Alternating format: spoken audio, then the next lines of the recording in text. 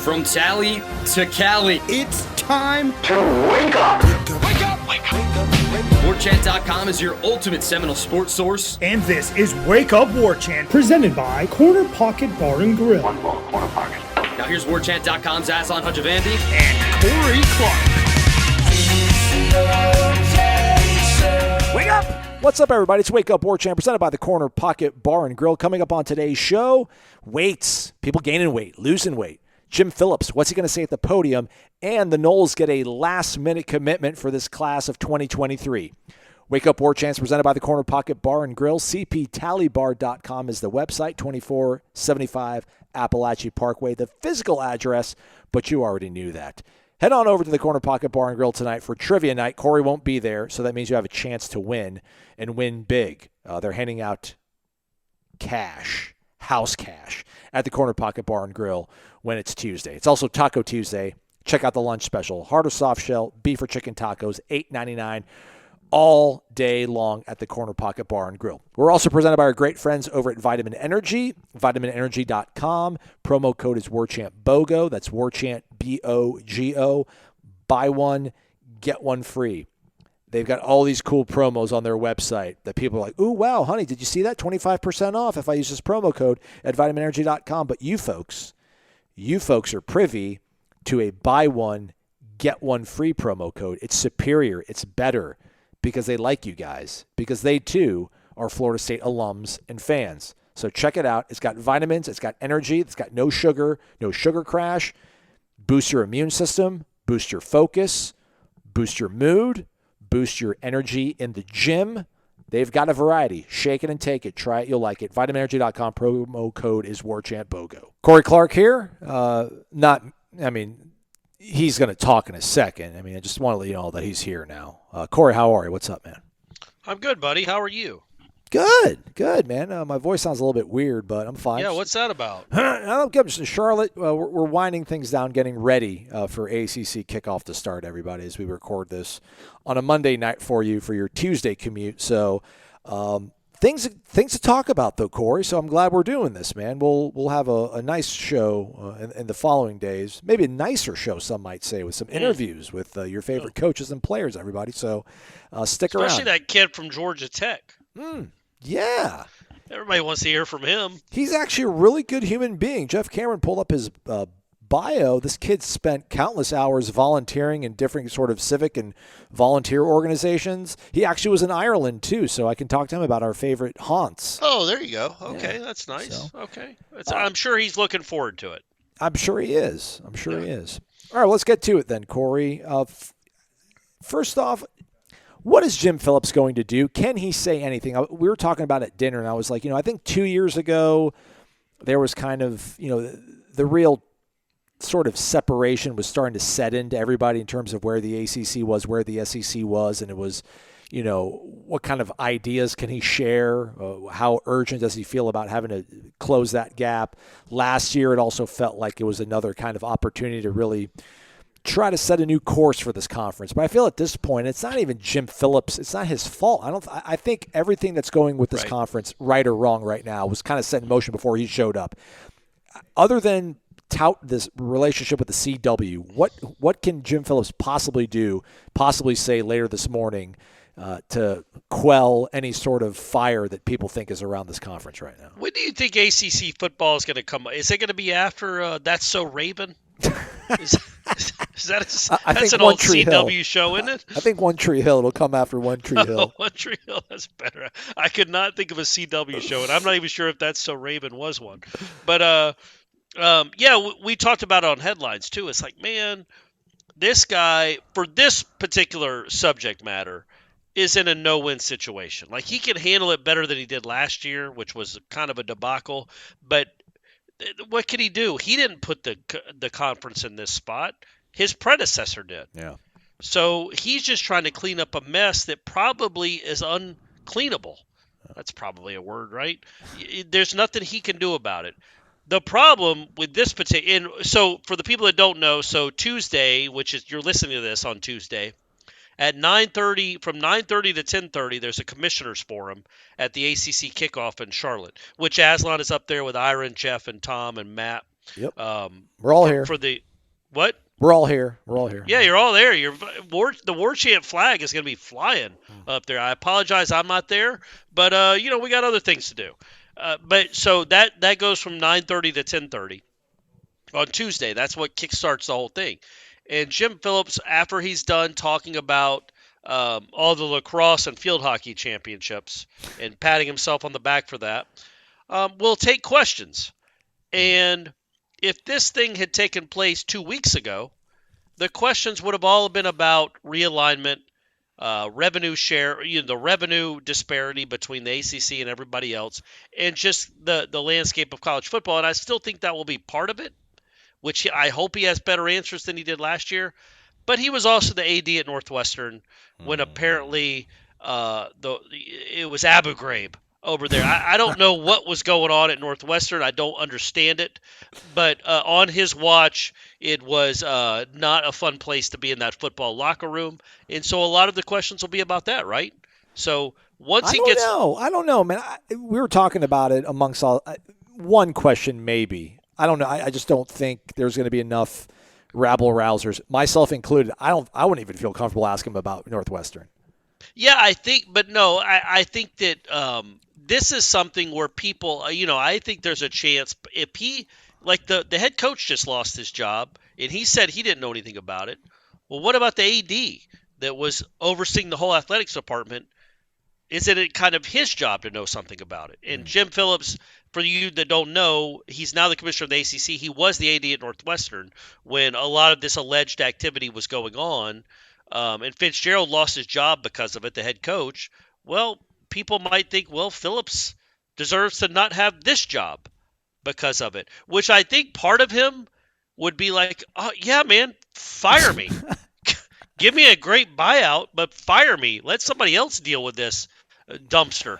But, yeah, I think that it'll be interesting to see how many times he's asked about Northwestern, and goes back to that, and how many times he's asked about kind of what he was asked about in Amelia Island, which was the revenue disparity and trying to keep the member schools, and the member schools being Florida State and Clemson, the ones that matter, happy in the ACC. And but you're right, there's not a whole lot he can say, and clearly there doesn't seem to be like anything he can do to make this problem go away. Gonna be fun to be Jim Phillips. Yeah. Well, actually, it probably is, right? Yeah. Like, I get it. Maybe he didn't sleep well Monday night and Sunday night and Friday night, whatever. He makes a lot of money. He still slept better than all of us, I would think. Steel cage match. Brent Key, Jeff Brom, Mario Cristobal, Dino Babers. Who walks out of the ring the victor? I mean, I would say Cristobal because he's a former lineman and a D1 lineman and a good one. Like, he played on national championship teams at Miami in the heyday. So to be that good in that, he's got to have a anger streak that maybe those other guys can't match. Right? I don't know. I think Brom had that real good soundbite before he took the field for that first XFL game. So kind of have some respect for him. But okay, those are the teams that will be speaking at kickoff. We'll have full coverage, Wake Up Warchant, as well as the Jeff Cameron Show. So do check it out. Lots to talk about still, Corey. Believe it or not, you're like, what are we still doing? Did you see the tweet that On3? So are you in an Airbnb right now? I am in an Airbnb. I'm at the dinner table right now as everybody else is trying to get to sleep. I was wondering because your voice, the inflection, I'm feeling like you're trying to be a little quiet. Sounds like you're kind of in a live, which is cool, and it's very courteous of you. Yeah, no, I'm full rip, man. I'm full rip. I'm not. Okay. If I'm awake, everybody else needs to be awake. Absolutely, buddy. So the graphic about most weeks spent at top of the AP at number one. Number one's Alabama, 140 weeks. Being ranked number one in the AP poll. Yeah. Correct. First time was 1961, most recently last year. Yeah. The University of Florida checks in at number 10 on this list. They've been ranked number one for 41 weeks. First in 1985, most recently 2009. Wow. Florida State, 2009 was the last time. I guess that makes sense. And Ironically, in the '85 season, they were ranked number 1, but they weren't eligible to play in a bowl game because of all the cheating that Charlie Pell did. Anyway, go ahead. Meanwhile, little old Florida State, the girls' college, we check in at 6th. 72 weeks we have spent atop the AP poll. It first started in 1988, which I wouldn't have guessed. I would have thought that maybe we snuck in there maybe in 87, but it all makes sense now. And then most recently in 2014. Florida State's got 72 weeks spent atop the AP number 1, dude. Florida's got 41, so nearly double that. Well, maybe not nearly double that, but you get it. Texas 45. Yeah. I don't know. You want to reflect on just how awesome Florida State is and what they've been able to accomplish, especially really compared to Florida. Man, the head start that Florida's had, and they quite literally have nothing to show for it superior to what Florida State's done and accomplished. So just feels good. What I thought was interesting about that. So in that graphic that On3 tweeted out, it also showed the last time each of those schools in the top 10 were ranked number 1. Yes. Of the most weeks. And read those years, Aslan, because I thought that was interesting. Other than Alabama, which was last year, you could read the teams too if you want. I think people would be interested in the top 10, but read the last years they were ranked number 1. Ohio State 2019, so they're kind of recent. Are they number 2? Yes, correct. Yes, okay. 105 weeks. 105 weeks for them. Number 3 is Oklahoma. The last time they were number 1, Corey, was 2011. Like 2 weeks after they beat Florida State. Yep. In Doak, yeah. Notre Dame and Southern Cal, both 2012. They're at 4 and 5. Notre Dame's got 98 weeks. Southern Cal, 91. Nebraska, they're 7th. They're behind Florida State. So we are the team of the 90s. Done. Yep. Nebraska, last time they were ranked number 1, 2000. Yeah. Number 8, Miami, 2002 was the last time they were ranked number 1. And then Texas in 2008, Florida 2009. Like, to give you an idea, Elian Gonzalez is like a grown man. And that was the last time that Nebraska and Miami, I can't quite remember when Elian happened, but I feel like it was 2000-ish. Elian, I'm sorry. Come on. That was around 2000. But man, that whole thing is eye-opening when you think about all of the, and I was thinking about it when I saw it. It almost sparked a column in me, but it didn't. Was like all the fanfare about the SEC now and how great it is. Well, look at that list, man. Yep. The only reason the SEC is thought of the way it is, and it has clearly become the best conference in the country, is not from history and tradition. It's from TV money. Like, where's Georgia? Like, Georgia would not be Georgia, in my opinion. Kirby Smart is a great coach, but they get all this money now. Florida State has a hard time. Nebraska, although they're in the Big Ten, it's Nebraska. All these schools, Georgia finally found a good coach, but for 40 years they did jack squat. And it shows you that the SEC in the history of this sport isn't nearly as important as it thinks it is, but also that Florida State in such a short order became one of the bluest of the blue bloods. Like you said, 88 was their first time. Yep. So they have I would assume out of everybody in the top 10, they have the most recent first appearance at the number 1 poll, right? We're the last guys into the club, man. We're the last people into this elite club.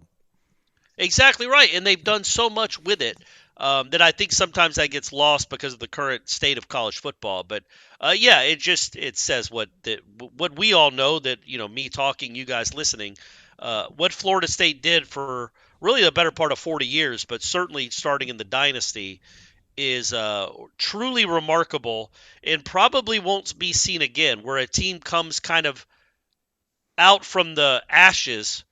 Not that they had been burned down, but it's not the Phoenix coming from the ashes, but necessarily. They were kind of building, but kind of came out of nowhere and became a blue blood.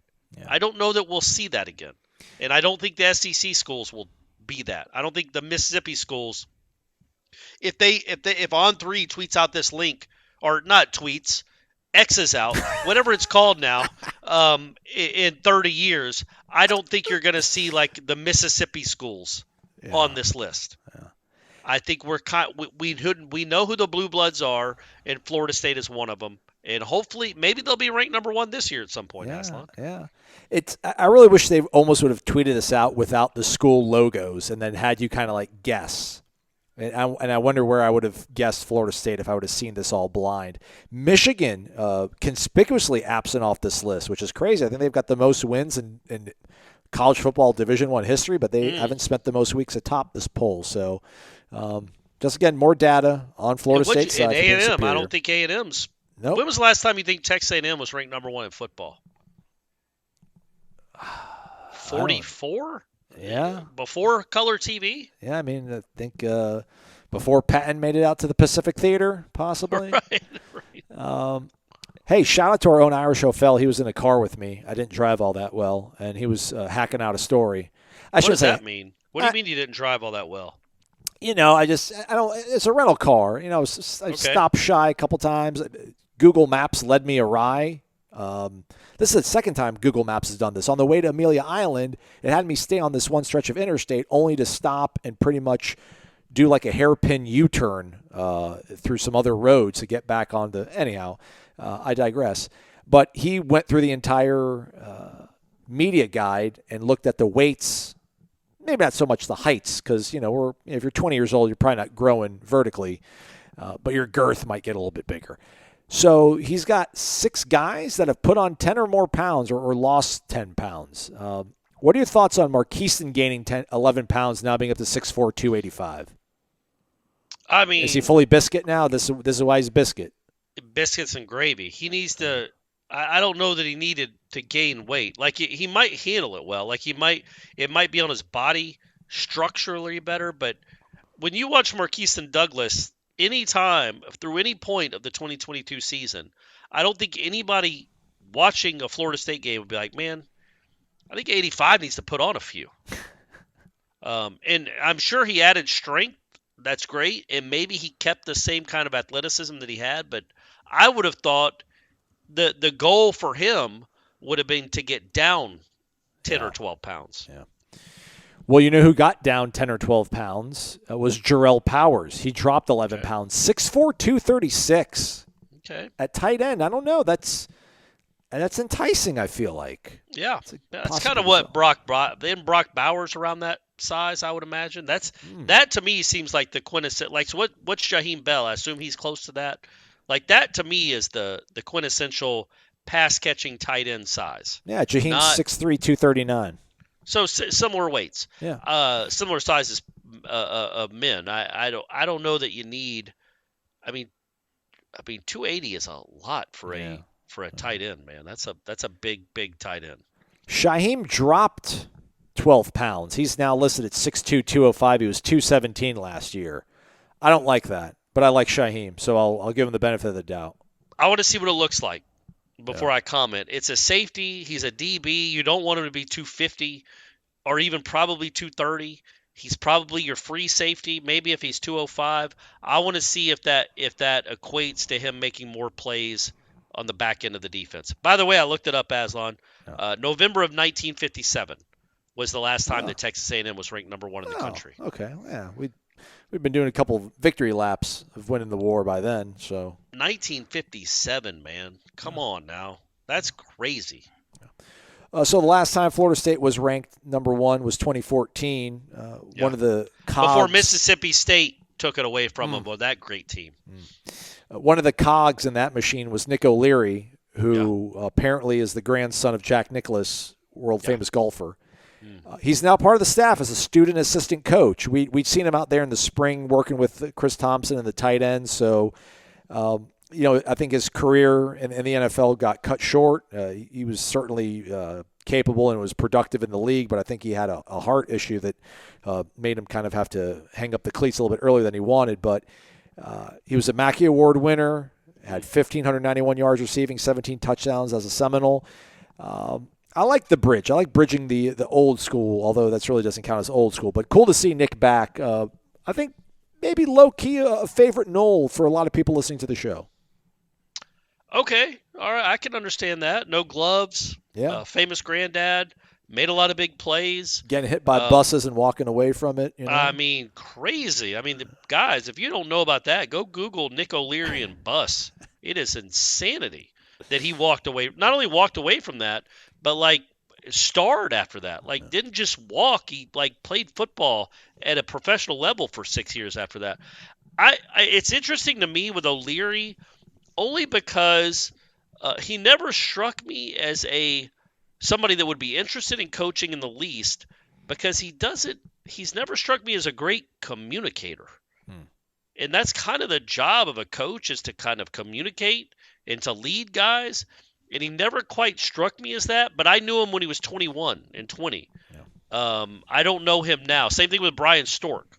Like Brian Stork literally would have been the last person I ever thought would want to get into football coaching. Because he just didn't want to talk, period. And a lot of coaching is talking. But yeah, it's certainly it's a cool name to have back on the staff.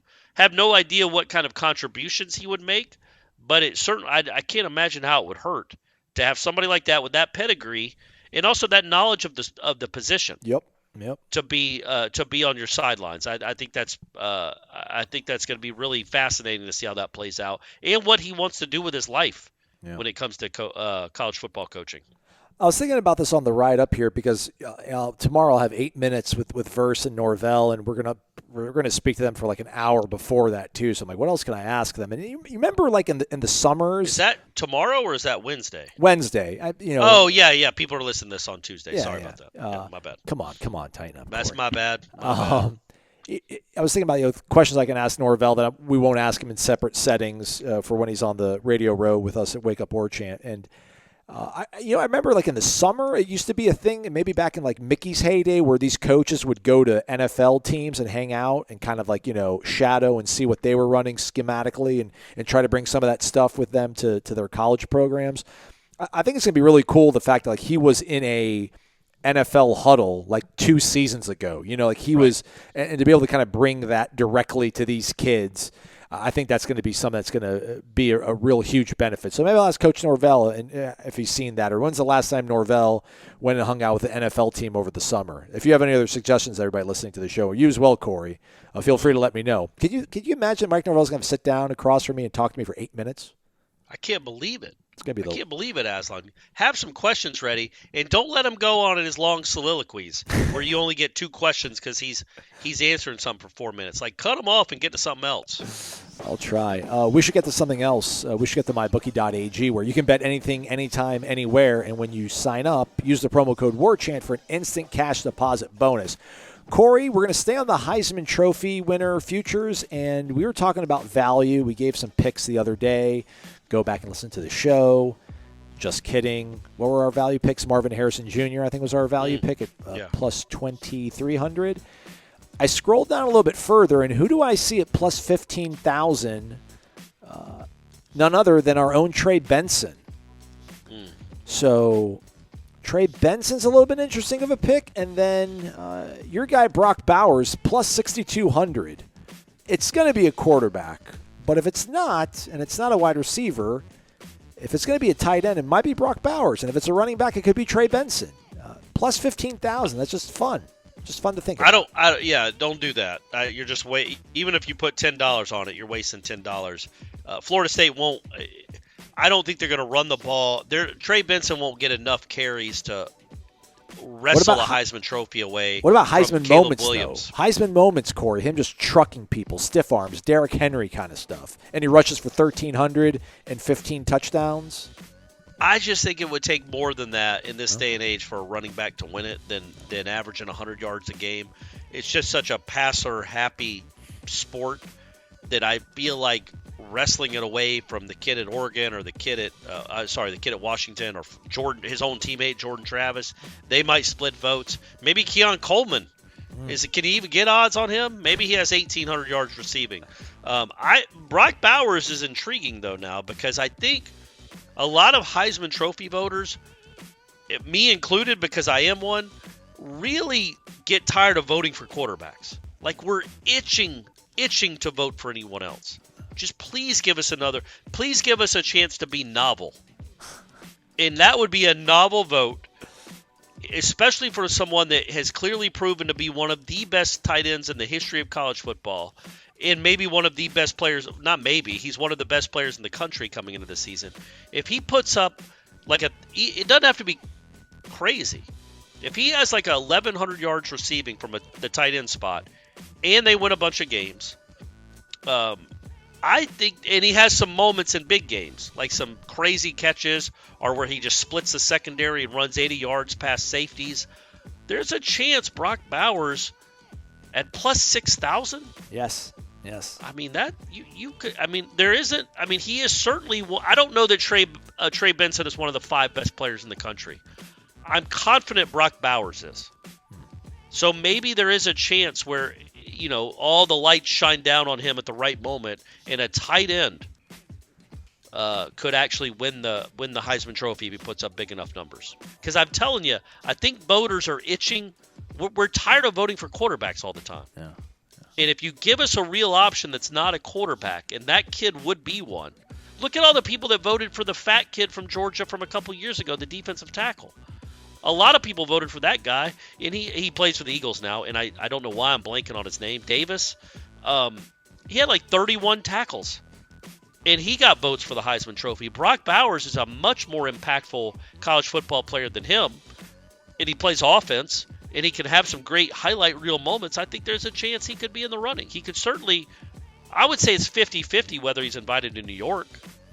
Now, I know this is an ad read. It is. So, it is. Sorry. Jordan Davis, so sorry. by the It's way. the longest segment of the show is the ad read. That's how much we love my bookie. So anyway, Brock Bowers I think is a good play. It is Jordan Davis who's the quote unquote fat kid.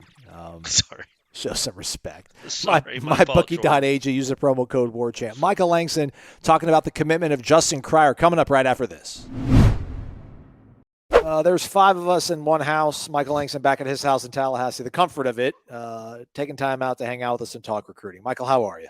I'm great, man. I'm great. I just feel bad for you guys, but y'all are plugging away. You're working, you're grinding, you're doing what I do. So, proud of you guys. Yeah, we're taking a page out of the Michael Langston grinding playbook. There you go. We're doing the thing. All right, man. So I got into a car. I didn't even know until we were halfway up to Charlotte. I was like, hey, what do you think about the linebacker commitment? I'm like, excuse me?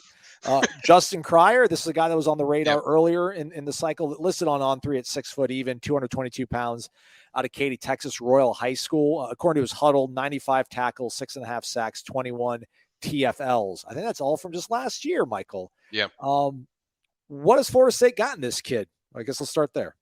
Yeah, I mean, they get a hard worker, first of all. You get a productive depth piece. What I talked about, if people remember, was they need a young player from the portal to kind of help with their depth. And this is like the perfect scenario for that because this is a guy they had a personal connection with. They recruited him. They liked him. They offered him, got him on campus for a visit. I just got off the phone literally maybe 2 minutes ago with Justin, and we went through everything. I'm going to have a Q&A for people so you can kind of see kind of how this materialized. But, yeah, they just they had a preacher relationship. This is a guy that they wanted. Just a guy that they felt like fits everything we want to do. Kind of going to do some of the similar things that Tatum Bethune does. Physical guy in space in the middle, but certainly a guy that can pass rush the quarterback. He told me that he did that a lot out of high school. So I think that's a place where you could see them use him, in this linebacker core. Now he did mention, like, look, he knows he's coming in late. He knows he's got a lot to learn. So it's mainly just to soak up stuff and contribute any way they need him. Whatever depth part that he can help with, that's what he's kind of looking for.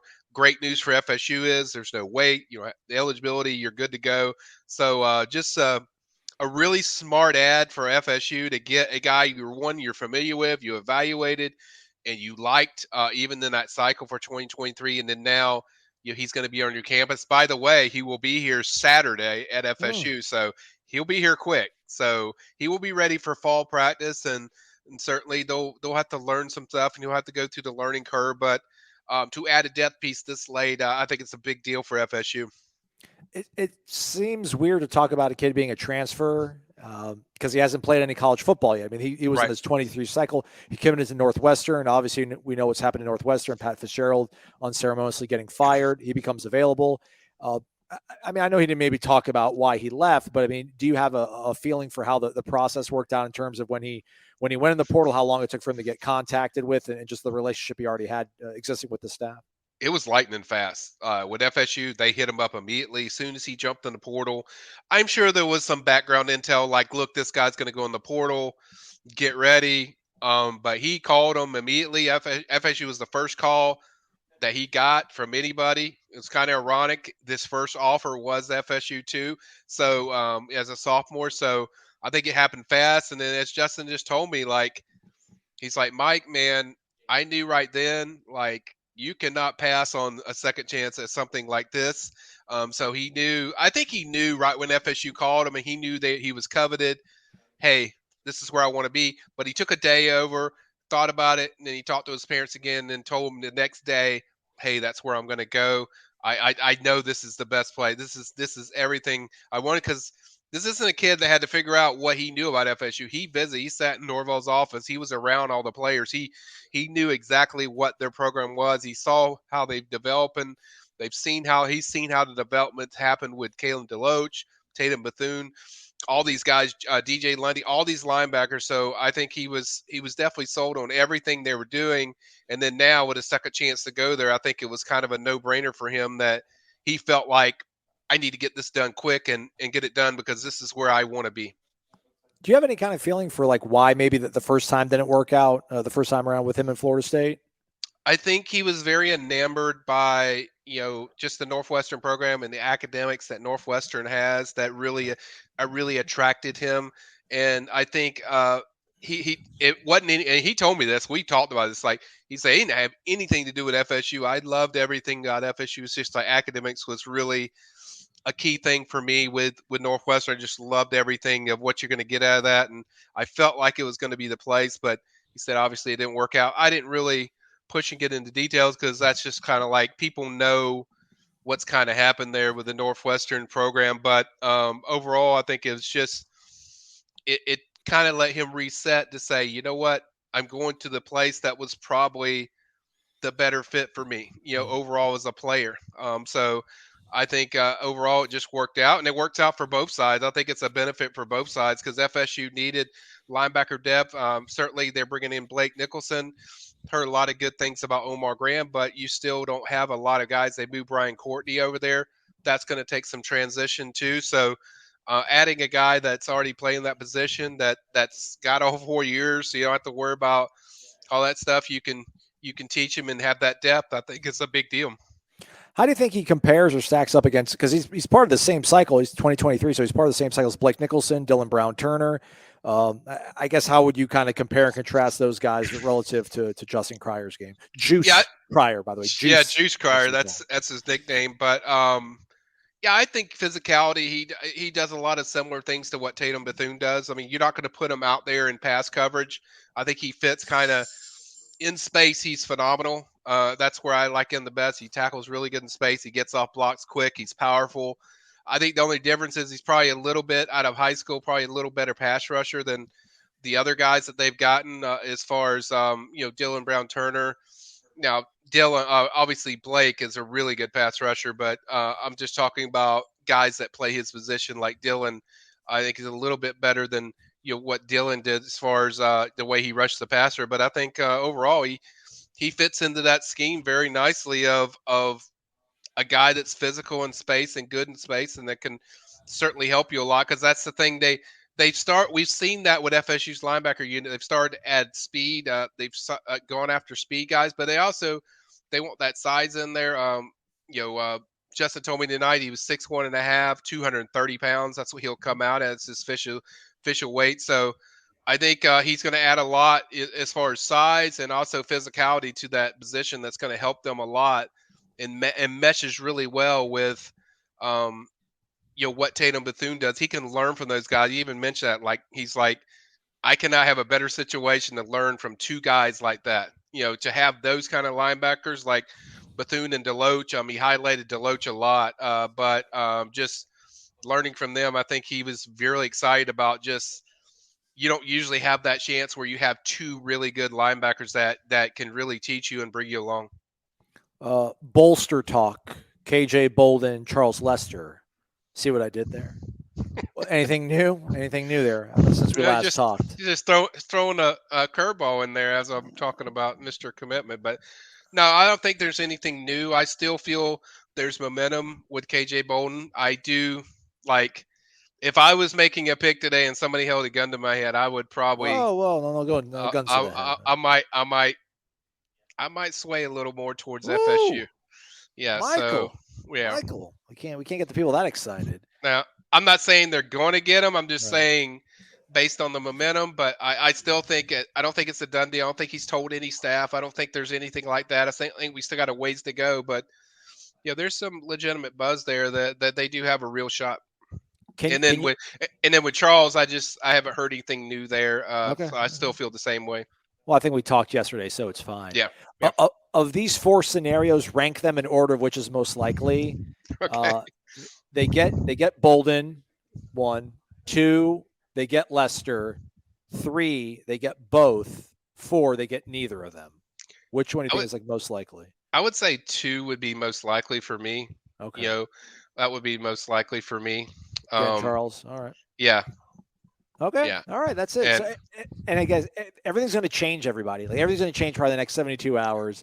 But as we sit here and talk about it, shoot. Trust me, guys. I'm always on this thing right here. So I am working it. There's still a lot of stuff that I'm, trying to track down. Oh, by the way, we just posted a full list of, I think Matt Lassier posted a full list of guys that are going to be at the Seminole Showcase on July 29th. So that's on there. There's a ton of top guys. You want to go check that out. And I will have, like I said, a Q&A with the new commitment and soon-to-be newbie arriving linebacker, Justin Cryer. I should have that soon, probably first thing in the morning for everyone. Yeah, I'll let Matt know that you shouted him out. There you go. I always look out for Matt. I got to look out for Matt because I want to make sure people understand the work and the grind that he puts in both for team and recruiting. So. Good job, Matt. You guys have fun in Charlotte. Michael, thanks for doing this, man. Go to the PRB. Check out what he's got over there, everybody. You got it. All right, that is a wrap for us. Thanks to Michael, and on behalf of Corey, thanks to you all, folks, for listening to Wake Up Warchant. We'll have a show for you tomorrow and the day after that, so 4 shows in a week. Who loves you? We're out here grinding, as Michael Langston says. Jeff Cameron Show, 1 to 3 o'clock, as well as on the Warchant TV, so check it on out. Stay connected to warchant.com, the ultimate Seminole sports source. Thanks for listening to Wake Up Warchant, presented by the Corner Pocket Bar and Grill.